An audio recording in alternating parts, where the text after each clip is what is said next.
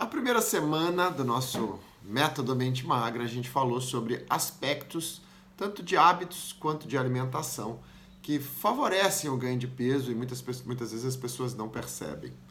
A partir de agora, vamos começar a focar muito nessa semana sobre maneiras de você de fato fazer o seu organismo funcionar melhor e queimar gordura e perder peso de forma saudável. O primeiro ponto que eu quero falar com vocês é que nós não somos aquilo que comemos. Nós somos aquilo que o nosso corpo consegue fazer com os nutrientes que a gente digere da comida que a gente come. Porque se a gente come e não tem uma boa digestão, a gente não vai ter nutriente para o nosso corpo da mesma maneira.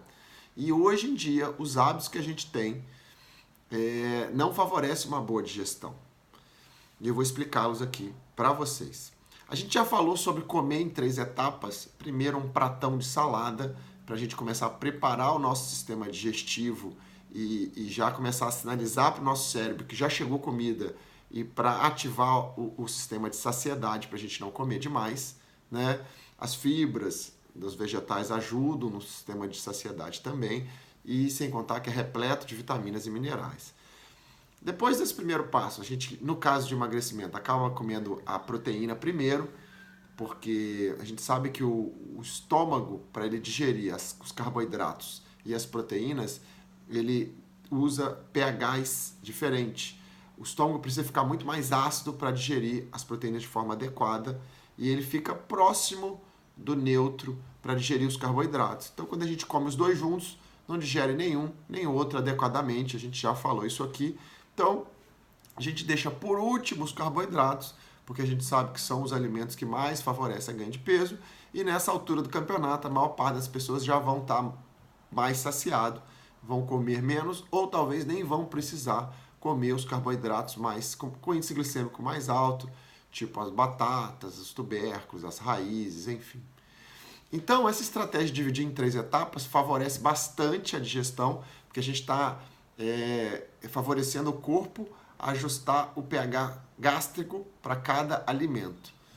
Uma segunda coisa que eu queria falar, que é muito importante, é que diante de uma situação de estresse, a gente não digere bem.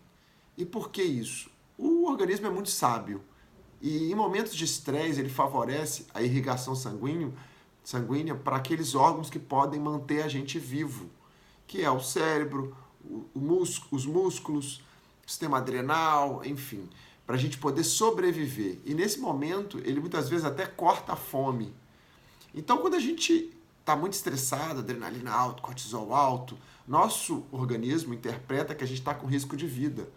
E ele, na verdade, vai piorar muito a digestão, porque imagina se a gente estivesse lá na época primitiva e a gente estivesse fugindo de um leão ou de um grande predador e, de repente, batesse uma fome e a gente parasse para comer. A gente ia ser devorado por esse predador.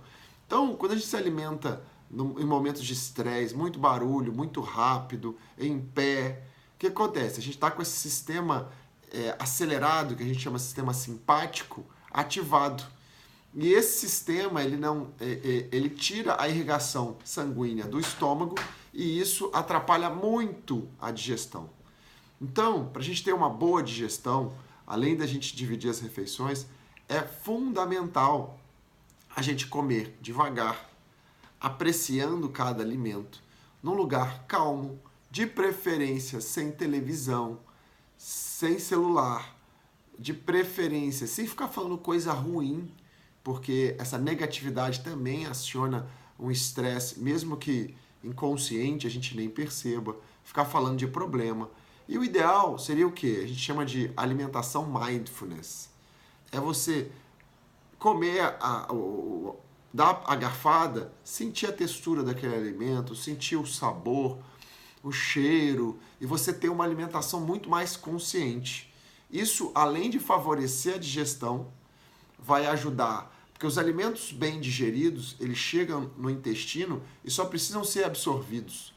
Quando os alimentos são mal digeridos, eles chegam no intestino grande e eles não conseguem ser absorvidos porque eles estão muito grandes, e aí eles começam a fermentar. E aí muitas pessoas têm gases, fica aquele estômago cheio, pode ter dor abdominal, se sente empachado, se sente cheio durante várias horas após a refeição.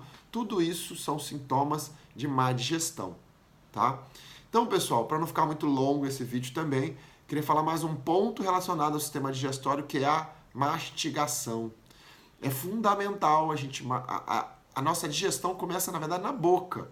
Então, quando a gente já está sentindo o cheiro do alimento, o sistema digestório, principalmente o estômago, já está preparando, secretando enzimas digestivas e tudo para a gente acontecer essa digestão adequadamente. Então, quando a gente começa a mastigar, o processo de mastigação libera uma série de enzimas para o nosso sistema digestivo. E aí é fundamental a gente mastigar até o alimento ficar uma pasta na boca. Isso muitas vezes leva ali em torno de 25, 30 mastigadas. E você pode ter certeza, se você mastigar de forma adequada os alimentos, você vai comer muito menos, porque vai dar tempo do seu estômago também conectar com o seu cérebro e dizer, já temos alimento suficiente, pode cortar a fome. Tá bom, pessoal? Espero que não tenha ficado muito longo esse vídeo, tá? Mas é porque esse tema é muito importante, eu estou tentando simplificar aqui o máximo, tá? E como a gente ontem colocou o conceito de nutrientes importantes para o nosso organismo, hoje eu quero que vocês incluam uma proteína de qualidade em cada grande refeição, almoço, café da manhã e jantar. E quais são as proteínas de boa qualidade? Todas as carnes, carne de boi, peixe, frango, porco, ovos, as vegetais, principalmente ervilhas, lentilhas, vagem. E se também quiserem colocar no lanche ou café da manhã, também vale a proteína do soro do leite, o whey protein. Pode ser também as proteínas veganas, de arroz, ervilha, enfim, tá? E quanto de proteína? O excesso de proteína também não é interessante, tá? Porque a gente sabe que pode até em algumas pessoas até levar a um discreto ganho de peso. Mas quais seriam as proporções? 25 gramas mais ou menos de whey, é um scoop normalmente, tá? Tem que dar uma olhadinha na embalagem.